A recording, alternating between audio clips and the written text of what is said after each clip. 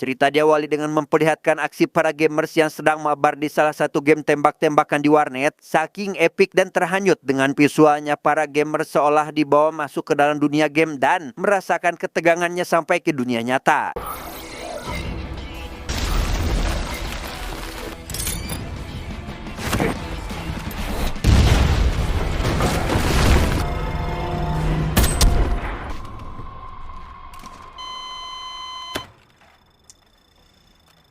Salah satu pro player tentunya adalah seorang pemuda rebahanes pengangguran bernama Kunio. Meski di dunia nyata adalah beban keluarga, Kunio di dunia game justru pahlawan yang selalu menggendong rekan satu timnya demi untuk memenangkan setiap sesi di dalam game tersebut. 네가 호들갑 안 떨어도 게임 좀 한다는 애들은 죄다 대장 한다니까. Di tengah asiknya mabar, Kunio dihubungi oleh sang ibu yang menyuruhnya pulang dan mematikan kompor gas. Namun karena Kunio beban keluarga sejati, ia pun tak menghiraukan perintah dari sang ibu dan memilih untuk fokus kembali dengan aktivitas terpentingnya.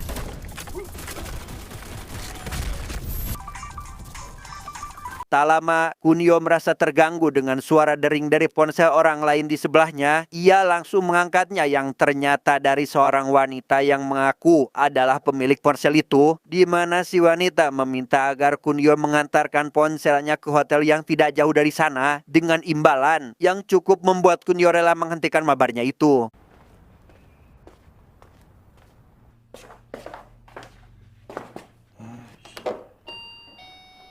Sesampainya di lokasi yang dimaksud, Kunio langsung masuk ke dalam kamar si wanita karena tak kunjung ada jawaban. Mendengar suara yang datang, si wanita yang sedang mandi pun meminta Kunio untuk menyimpan HP-nya di atas kasur, yang mana di sana si wanita telah menyiapkan imbalan uang sesuai yang telah ia janjikan.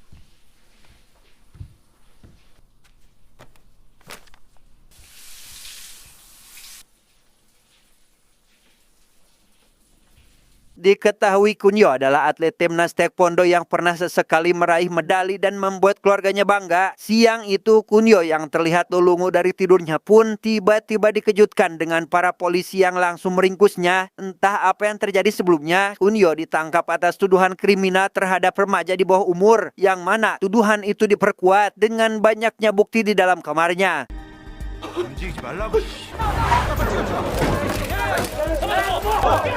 Di tengah banyaknya orang yang menyalahkan Kunio, sang ibu yang tahu betul bagaimana sikap Kunio selama ini sangat tidak percaya jika Kunio adalah pelaku dari kasus tersebut, sehingga dengan sebisa mungkin ia mencari dukungan meskipun lebih banyak mendapatkan cemoohan.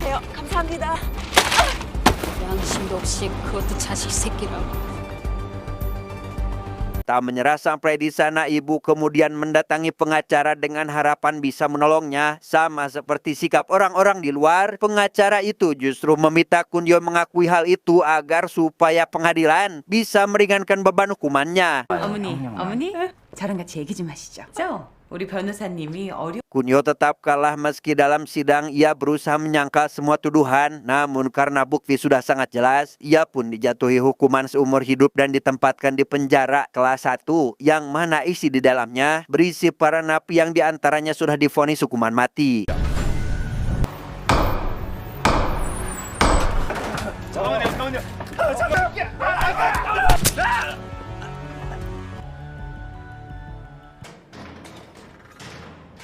Bagi Kunio, hari pertama di penjara adalah hari yang begitu menyiksa lahir batin. Dengan fakta jika kasusnya adalah kasus paling hina pun tak bisa menghindari bulan-bulanan dari para napi lain, termasuk seorang napi bernama Madosuk yang diketahui sangat berkuasa di lapas ini. 너 이걸로 들었지 이거. 이 새끼가!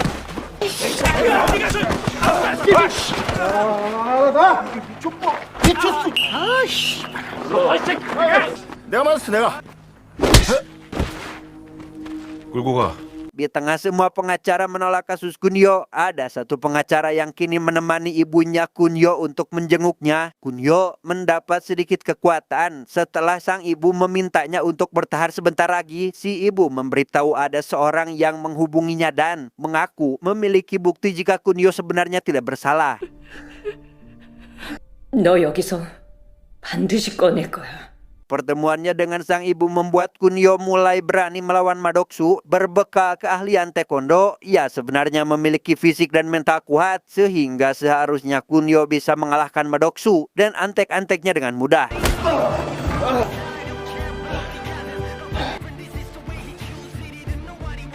Dan benar saja Kunio yang saat itu baru selesai makan pun tiba-tiba mendapat serangan tanpa alasan yang jelas dari Madoksu dan komplotannya. Dengan strategi yang selalu digunakan saat bermain game, Kunio akhirnya berhasil membuat mereka tak berdaya hanya dengan menggunakan jarum dan seutas tali.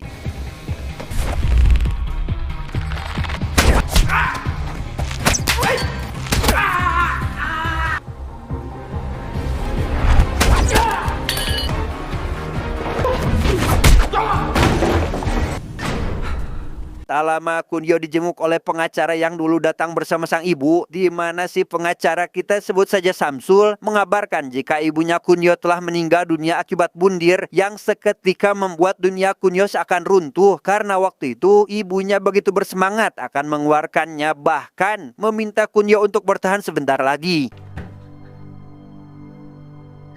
Meski sang ibu telah tiada, Kunio tetap tak ingin pasrah begitu saja dengan fitnah yang menimpanya. Untungnya ia mendapat dukungan dari salah satu napi senior yang juga percaya jika sebenarnya Kunio telah dijebak. Si napi sukarela memberitahukan bagaimana cara agar bisa kabur dari penjara ini. 넌 사람을 죽일 놈이 아니야. Kunio langsung melancarkan aksinya dengan membiarkan Madoksu menyerangnya dari belakang. Namun karena sudah memiliki rencana, Kunio pun segera melawan dengan merobek rarai Madoksu menggunakan belati dan...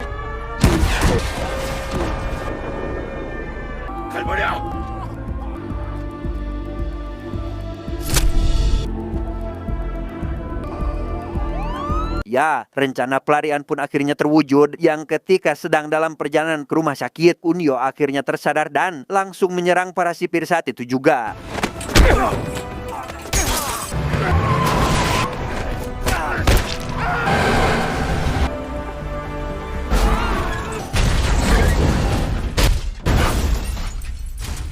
Tak ingin kehilangan kesempatan, Kunio pun segera berlari jauh dari tempat itu dan menyempatkan mencuri jaket agar tidak terlalu mencolok. Di mana pelariannya ini membuat Kunio menjadi buronan paling dicari oleh polisi dan membuat seluruh masyarakat khawatir. Ditakutkan Kunio kembali melakukan aksi kriminal yang serupa. Beruntung di tengah pelariannya itu, Kunio mendapati 2 WNA sedang kesulitan dengan mobil bututnya yang mogok. Dengan pengalaman magang di bengkel 5 tahun, Kunio akhirnya bisa memperbaiki mobil mereka dan diperbolehkan untuk ikut menumpang bersama mereka.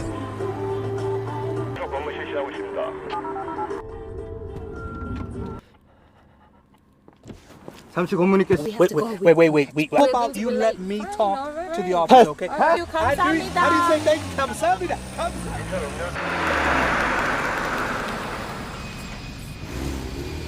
Dua WNA itu rupanya hendak pergi liburan ke luar negeri. Mereka pun dengan sukarela memberikan mobil butut tersebut kepada Kunio untuk dijual atau dikilos sebagai imbalannya, karena memang mobil tersebut sudah merudetkan dan kurang layak untuk perjalanan jauh.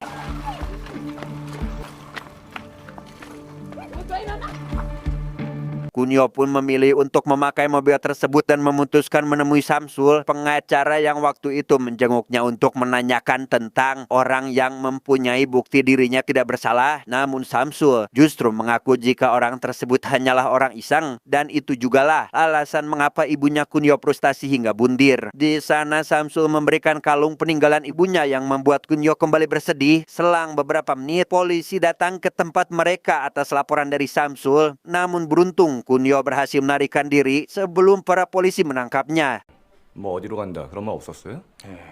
없었습니다. Tak bisa mengandalkan siapapun, Kunio pun pergi ke warnet untuk menyelidiki kasusnya sendiri. Dalam salah satu pesan emailnya, Kunio menemukan video tentang kejanggalan kasusnya sendiri, seperti ia terlihat memasuki hotel atau TKP hanya dalam waktu 3 menit saja. Durasi waktu yang cukup mustahil untuk bisa menyelesaikan semua tindakan kriminal yang dilakukannya. 빨리 나가. 주인이 눈치챘어. 빨리.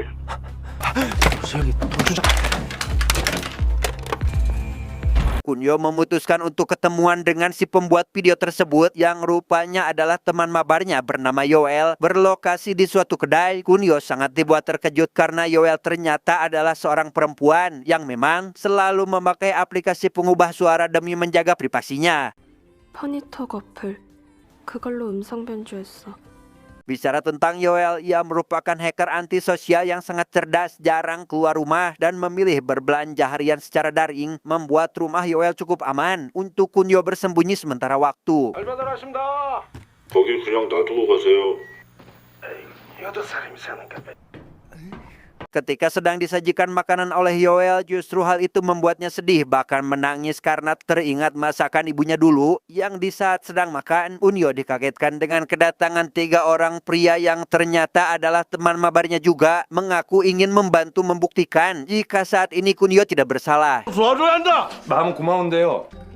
나 혼자서 하는 게 에이, 그 사람 된 도리가 아니지. 어려울 땐 손 걷고. 마음만 받겠습니다. 우리 말고도 아는 사람이 2명이나 더 있는데. Selesai makan, Yoel menjelaskan tentang hal-hal yang janggal dalam kasus Kunyo. Umumnya pelaku kejahatan akan menyembunyikan barang bukti sebersih mungkin dan tidak membiarkan terekspos jelas. Seperti pada kasus Kunyo, seolah sengaja agar Kunyo segera ditangkap, yang mana semua rekaman CCTV di sekitar TKP pun rupanya sudah dimanipulasi sedemikian rupa. 이 화면을 봐봐. 모텔에 들어갔던 시간에 저 트럭이 왜? Perhatian mereka kemudian tertuju pada sebuah truk putih yang terparkir setelah kejadian malam itu. Yoel langsung melacak asal muasal truk tersebut yang ternyata berasal dari tempat rongsokan mobil. Penasaran dengan hal itu, Kunyo dan temannya pun langsung pergi ke lokasi yang dimaksud. 와, 저거 진짜 있네. 대박 사건. Setibanya di sana, Kunyo dan temannya benar-benar menemukan truk putih tersebut, disusul dengan kemunculan 2 pria berjas yang langsung memasuki mobil. Melihat gelagatnya yang tampak mencurigakan, Kunyo langsung mengikuti mobil mereka dari belakang. 할 수 있지? 할 수 있을 것 같아.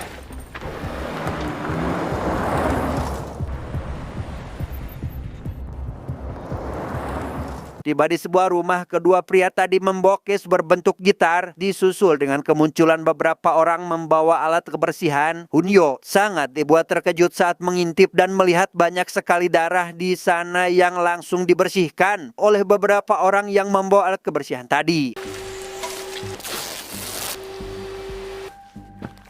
Tak lama, 2 pria itu kembali membokes ke tempat rongsokan dan memasukkannya ke dalam truk putih. Mereka langsung mengganti stiker pada truk dan mengganti pakaiannya masing-masing dengan menjadi tukang es batu, sehingga Kunyo sangat penasaran dengan apa maksud dan tujuan mereka ini. 할아버지, 빨리. 대장. 저 건물. 냉장고 박스를 배달하고 가더라고. 어떡하지? Atas bantuan Yoel dan 2 teman mabarnya, Kunyo bisa mengetahui di mana mereka menyimpan cash tersebut berdasarkan CCTV yang sudah dibobol. Kunyo langsung dibuat kaget saat mengetahui cash tersebut berisi mayat dari seorang aktor terkenal yang sedang naik daun. 저거다 저거. 배달된 아키 케이스. 대장, 손님 올라간다. Kunyo buru-buru sembunyi setelah Yoel mengatakan ada seseorang yang akan memasuki kamar. Semua orang-orang itu langsung menyulap apartemen tersebut persis seperti tempat pembunuhan. Entah siapa mereka, namun yang pasti dalangnya bukanlah orang sembarangan.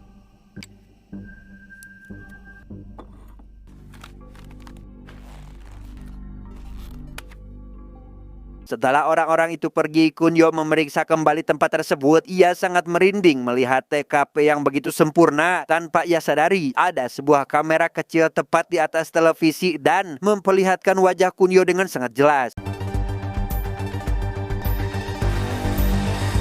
Ternyata Samsul, si pengacara yang dulu mendatangi Kunyo dengan ibunya, adalah dalang atau otak di balik ke semua kejadian ini. Dengan melibatkan banyak pihak, ia mampu memindahkan TKP dan merekayasa semua kejadian demi menjaga pelaku yang sebenarnya tidak ketahuan. Kemudian ia akan mencari seseorang untuk dikambing hitamkan, sama seperti yang menimpa Kunyo kala itu.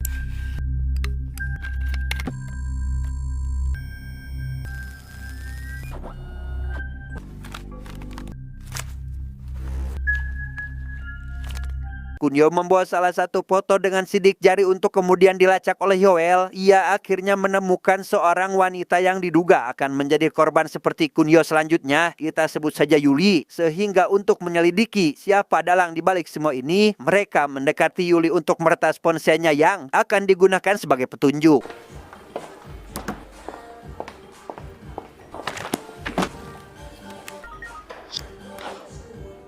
Berhasil meretas ponsel Yuli, kini Kunyo dapat mendengar percakapannya di telepon termasuk semua chatnya, yang dalam sebuah panggilan, Kunyo mendengar suara wanita lain persis seperti yang pernah menghubunginya dulu dengan motif yang sama, yaitu menjebak agar Yuli bisa mendatangi TKP.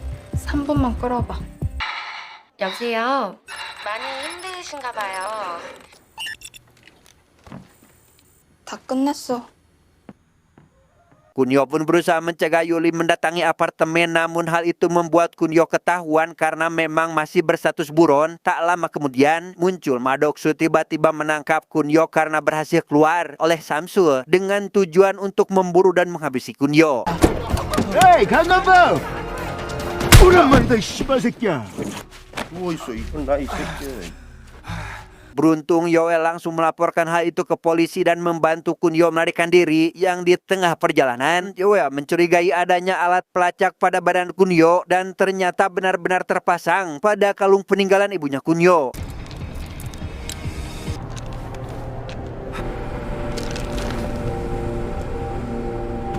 Dengan fakta jika kalung tersebut Kunyo dapat dari Samsul, mereka pun akhirnya memeriksa rumah Samsul menggunakan drone yang memiliki sensor suara sangat tajam bertujuan agar bisa mendengar suara percakapan mereka dari dalam. 나한테 생각이 있어요.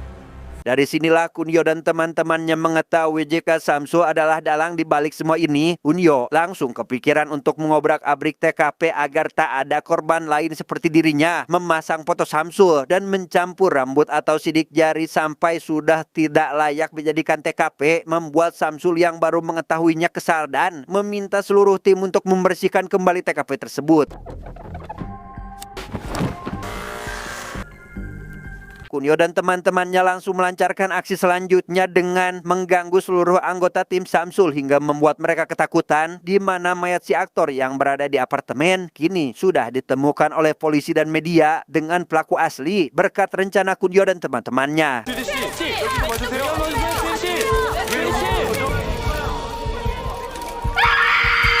Samsul langsung mendapat kecaman dari klien karena pekerjaannya kali ini gagal, hingga membuat Samsul begitu marah dengan Kunyo yang telah menghancurkan semuanya. 소통이 안 돼. 내가 많은 걸 말해. 소통이 안 돼.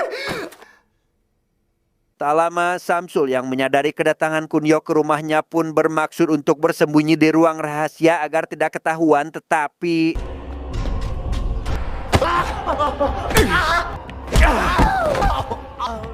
ya, Kunyo pun berhasil memasuki ruangan itu dan menghajar Samsul habis-habisan. Ia begitu muak karena Samsulah yang telah menyebabkan ia menderita dan masuk penjara. Di sana Kunyo tak sengaja melihat rekamannya tepat sebelum para polisi datang, juga memperlihatkan sang ibu yang sedang demo sendirian. 끝까지 보면 재밌는 거 되게 많은데.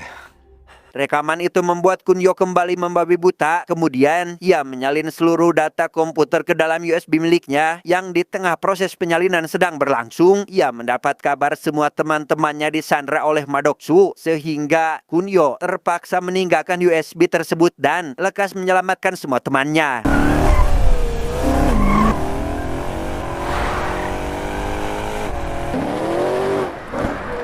Sungguh cerdas, Kunyo mematikan listrik dan menyerang Madoksu dalam keadaan gelap dengan menggunakan bubuk fosfor sebagai media penerangannya. Kunyo berhasil membuat Madoksu tak berdaya dan menyelamatkan semua teman-temannya kabur dari sana.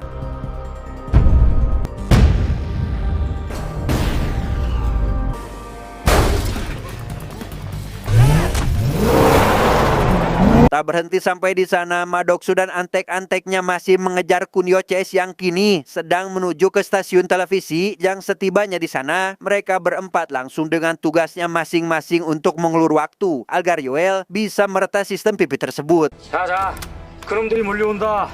오늘도 후회 없이 싸우자. 라자! 영도사님, 준비.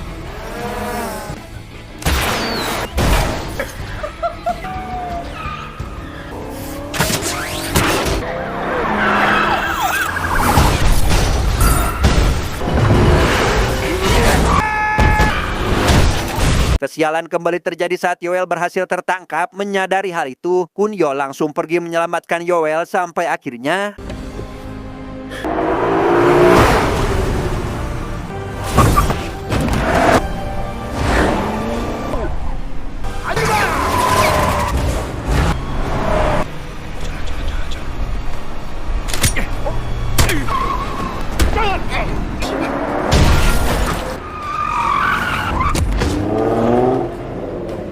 lolos dari tangkapan Madoksu. Yoel pun kembali melanjutkan tugasnya yang belum selesai. Sementara Kunyo tak bisa kemana-mana karena dikepung oleh para polisi dan media massa. Samsul yang melihat hal itu terlihat sangat senang dan mendapat pujian dari kliennya karena berhasil mengembalikan fakta dengan menjadikan Kunyo sebagai pelaku yang telah memanipulasi kasus pembunuhan si aktor.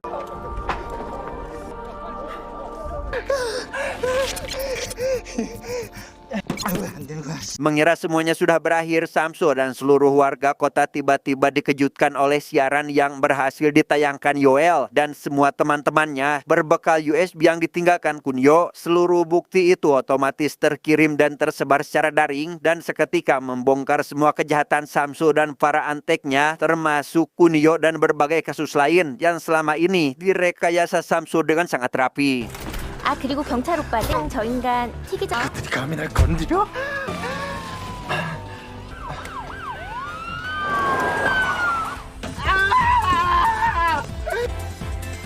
불러.